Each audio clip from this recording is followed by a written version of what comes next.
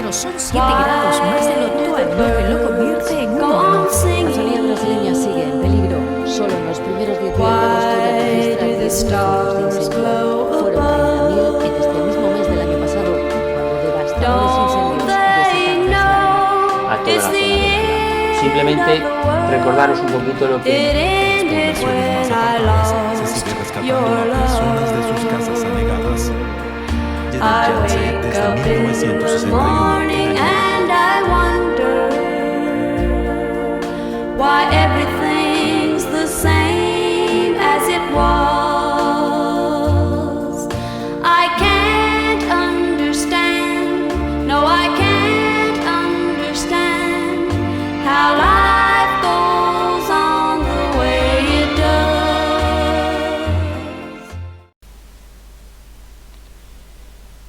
Hay un punto de no retorno. Ese punto de no retorno es el año 2035. Para ese año ya deben haberse agotado todos los esfuerzos en reducir la catástrofe climática que estamos sufriendo. No se trata simplemente de un cambio climático o del calentamiento global. Estamos viviendo una catástrofe y ese punto de no retorno precisamente marca que si para el año 2035 no se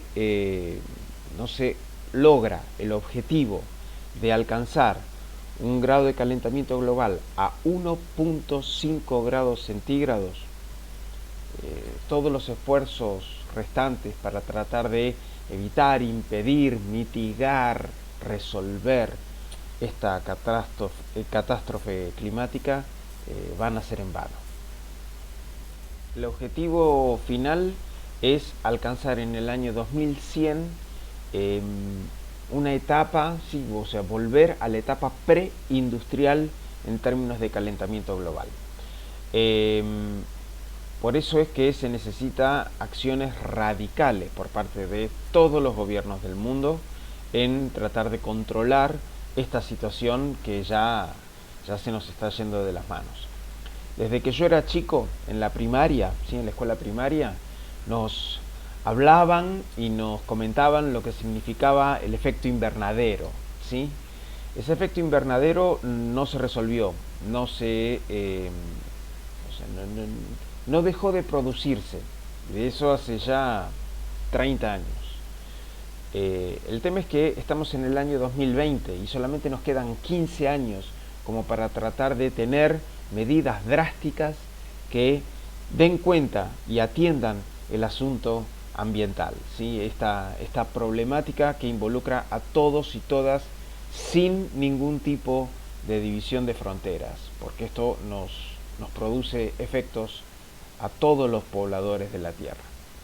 En el año 2005 hubo un documental que fue realizado por el ex vicepresidente de los Estados Unidos, Al Gore, que se llamó Una verdad incómoda. Causó muchísima sensación ese documental y ganó, de hecho, el Oscar al mejor documental de ese año. Y ya desde ese momento, 2005 estamos hablando, se manifestaban altísimos niveles de preocupación precisamente por los niveles de aumento de las tasas de emisiones de dióxido de carbono que eran emitidas hacia la atmósfera, y eso incrementaba esta cuestión del efecto invernadero y provocaba, es uno de los principales factores que provoca el calentamiento global. Esa situación no se ha resuelto. O sea, los grados de temperatura han aumentado sistemáticamente todos los años y a esta altura la escala mundial ha ido subiendo de manera permanente a niveles altísimamente preocupantes.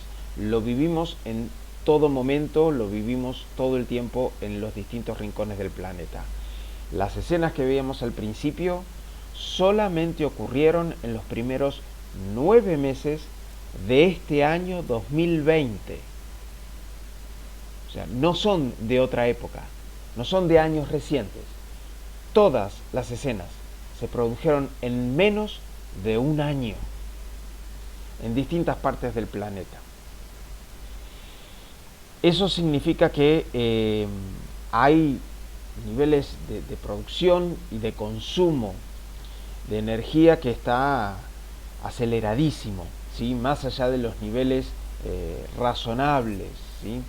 Y en ese sentido hay tres fuentes de energía de las cuales seguimos dependiendo y que son altamente contaminantes y tienen un impacto ambiental altísimo. Esto es el petróleo, el carbón y el gas natural.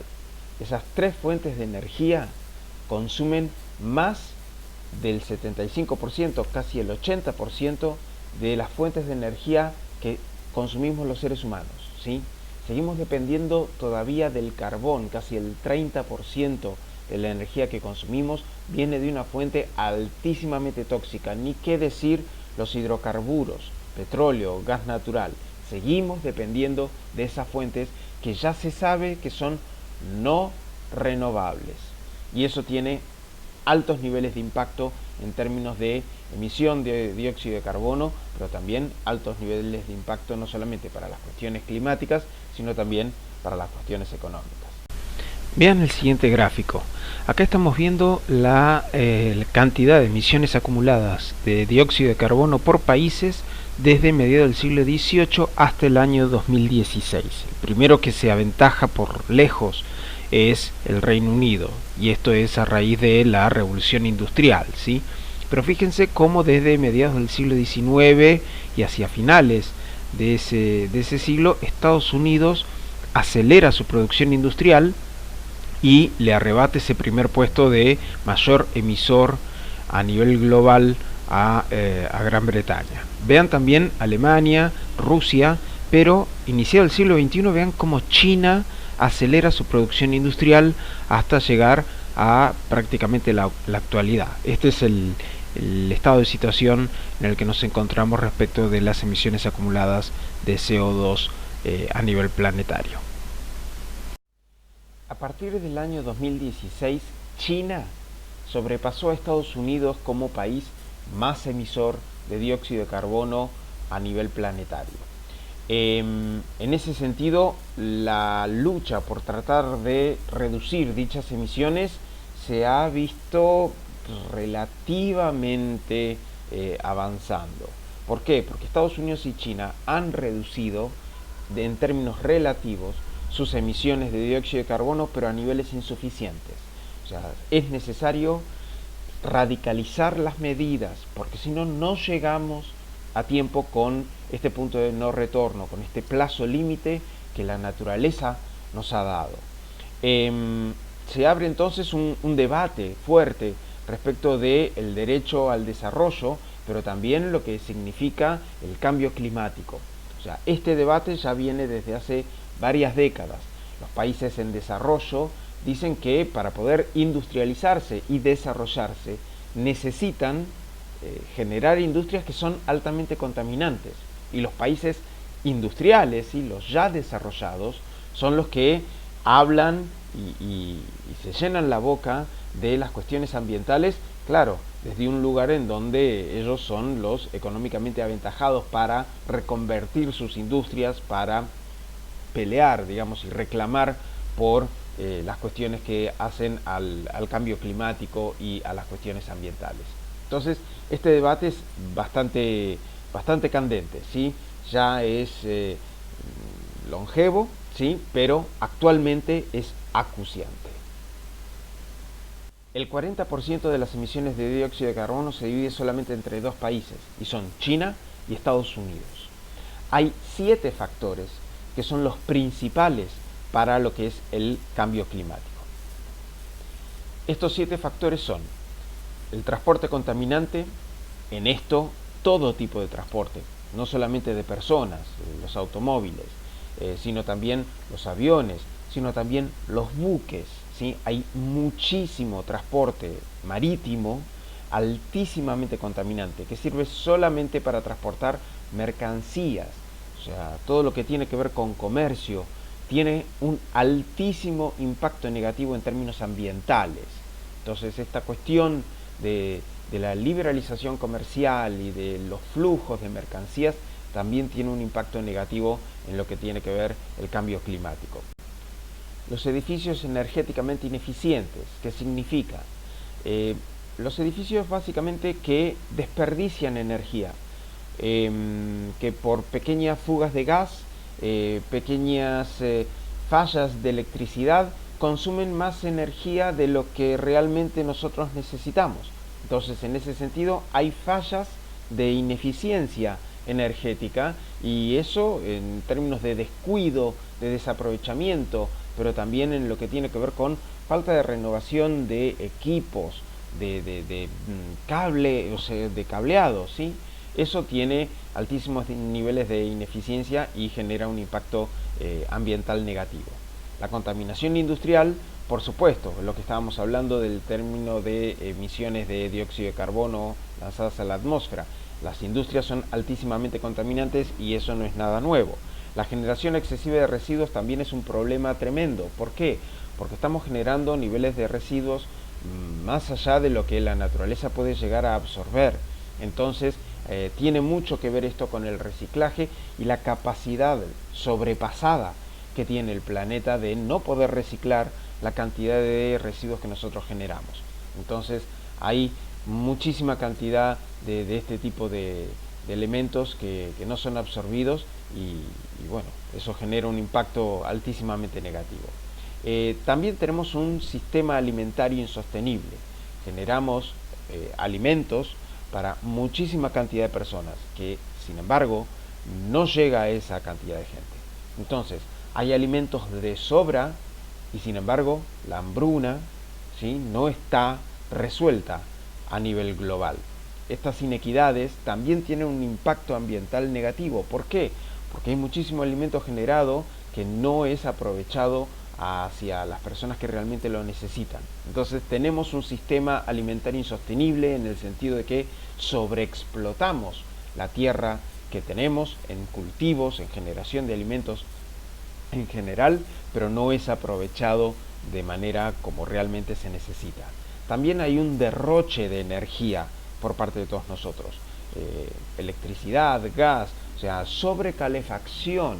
O sea, en el norte se sobrecalefacciona muchísimo, en Europa, en América del Norte, no solamente por las altas temperaturas, pero también, o sea, hay ambientes que podrían calefaccionarse de una manera mucho más eficiente y no estar permanentemente o sea, ligeros de ropa, ¿sí?, con una camiseta puesta en pleno invierno en el viejo continente. Y por supuesto también está la deforestación. Este es un problema que se produce sobre todo en el sur global.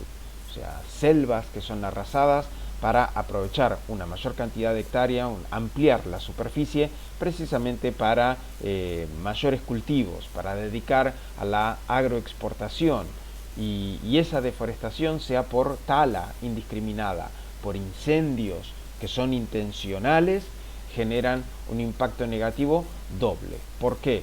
Porque cambian la atmósfera, ¿sí? Hay una modificación radical en términos de esa naturaleza, pero también hay una cuestión que tiene que ver con que la naturaleza empieza a dejar de tener los elementos para poder mitigar esa transformación del clima a escala planetaria. Entonces estamos alterando gravemente los ecosistemas y eso nos pega de lleno. Acá tenemos un planiferio, ¿sí?, dividido en las distintas regiones de los continentes a escala global. Nosotros podemos jugar con este mapa. ¿Por qué? Porque así es.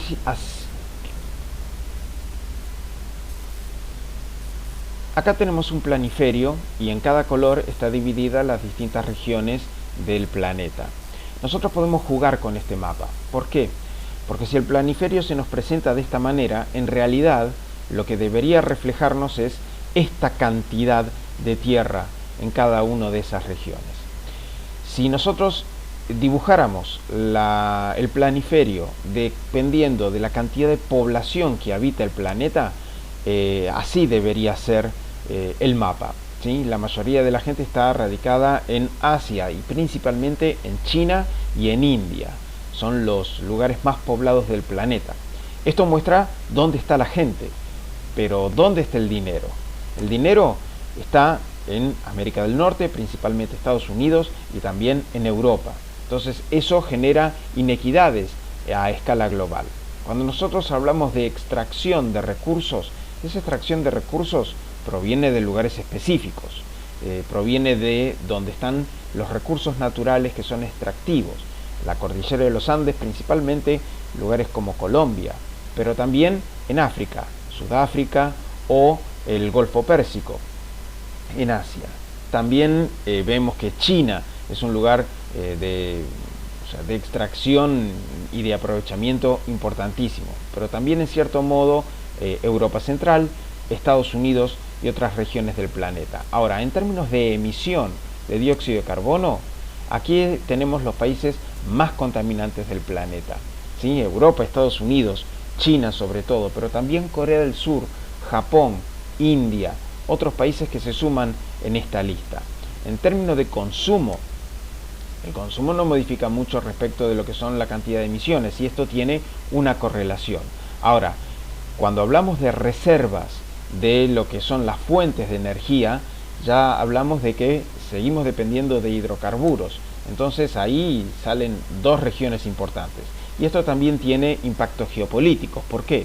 Porque las reservas principalmente provienen del Golfo Pérsico, y ahí reviste importancia países como Irán, Irak, Kuwait, Arabia Saudita, Emiratos Árabes, pero también Venezuela.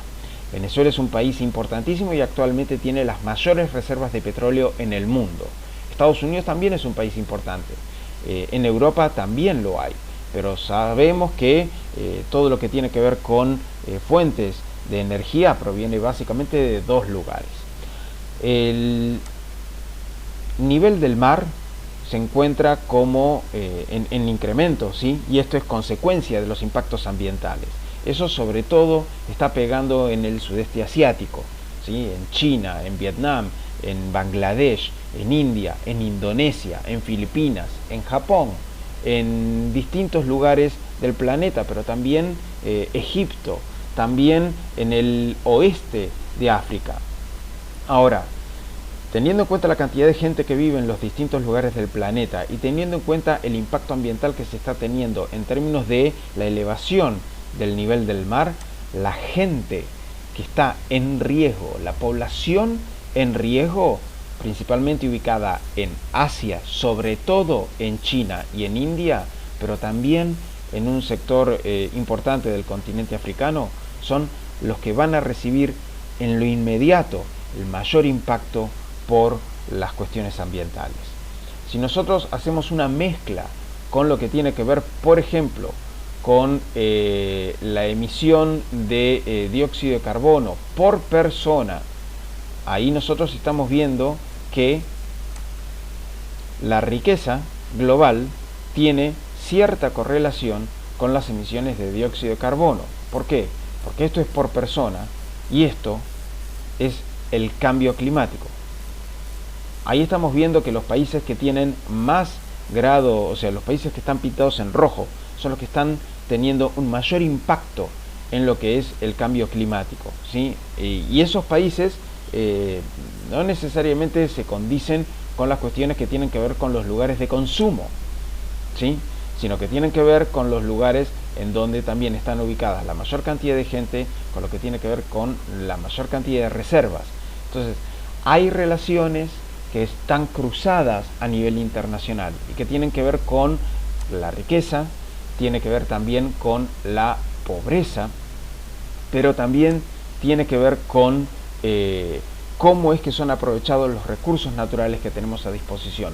Porque esos recursos, esos bienes que son comunes para toda la humanidad, no están debidamente aprovechados y no están repartidos de igual manera.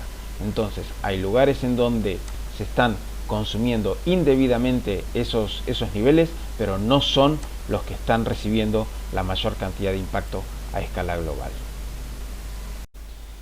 Ahora, si hablamos de bienes comunes y si hablamos también de recursos que están altísimamente comprometidos, no podemos eludir hablar del agua. El agua dulce que hay disponible en el planeta es solamente el 2.5% del agua que hay en total. O sea, el planeta Tierra es un planeta que tiene agua a granel, pero solamente el 2.5% es agua dulce. De ese 2.5%, el 90% se encuentra en glaciares y en acuíferos subterráneos, por ende no está al alcance del consumo humano. Y sin embargo, estamos desaprovechando los recursos hídricos. ¿Por qué?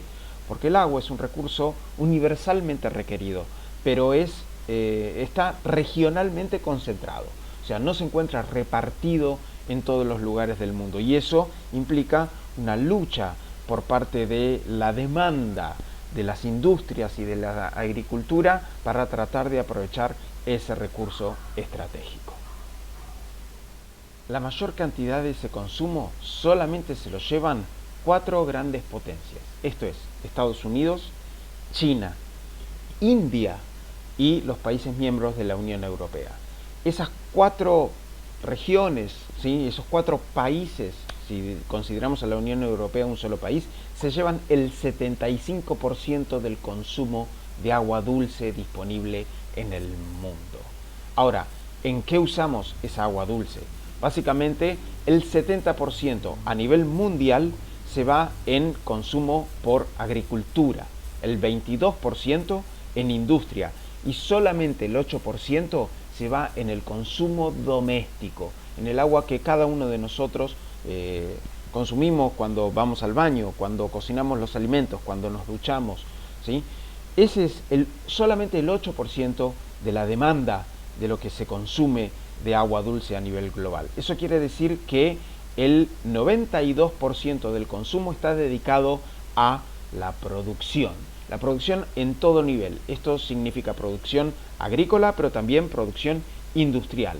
Dedicamos un recurso estratégico que está en escasez principalmente para la producción, y eso lo que habla es básicamente de que el problema tiene que ver con la voracidad del sistema de producción, el sistema de distribución y el sistema de consumo.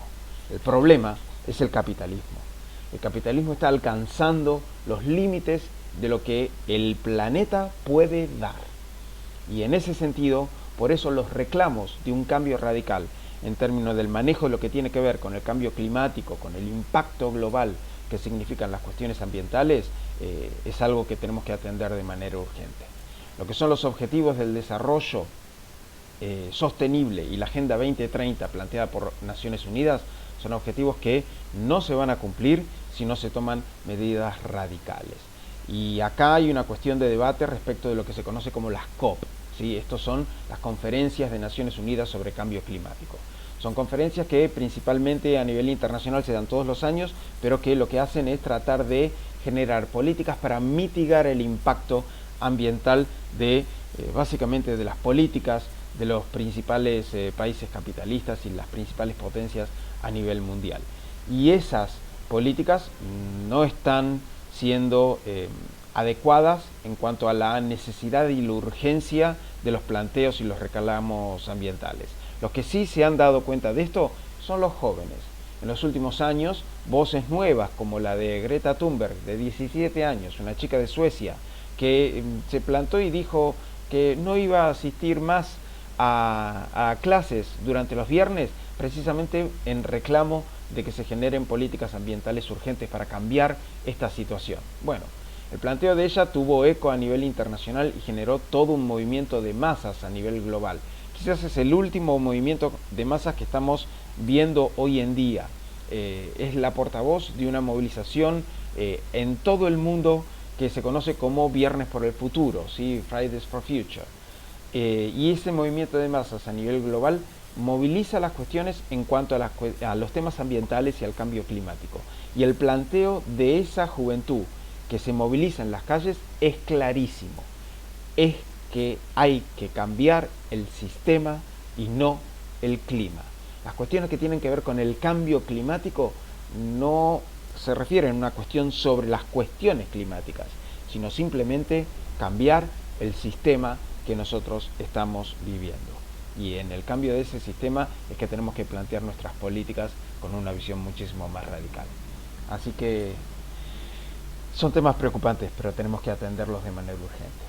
Nos estamos viendo en la próxima.